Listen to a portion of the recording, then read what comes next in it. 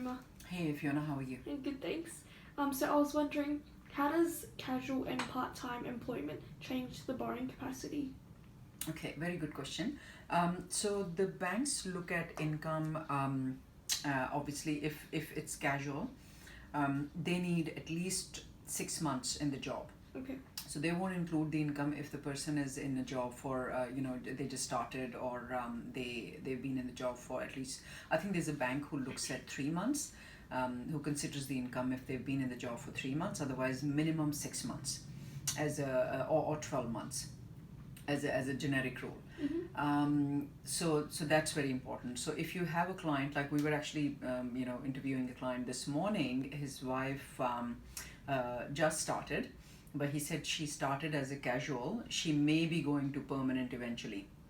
So even if it's part-time, but if it's part-time permanent, we can add her income in the serviceability, even if she's been in the role for like 2-3 months. She might be on probation, but then if the LVR, the loan to value ratio, is below 80%, we can always add that income in. But if it's casual, then the banks have to check, they have to wait for her to be in the job for at least 3 to 6 months. So hence, obviously, it'll impact the borrowing capacity, because if we can't include her income being on casual, then the borrowing capacity will not stack up.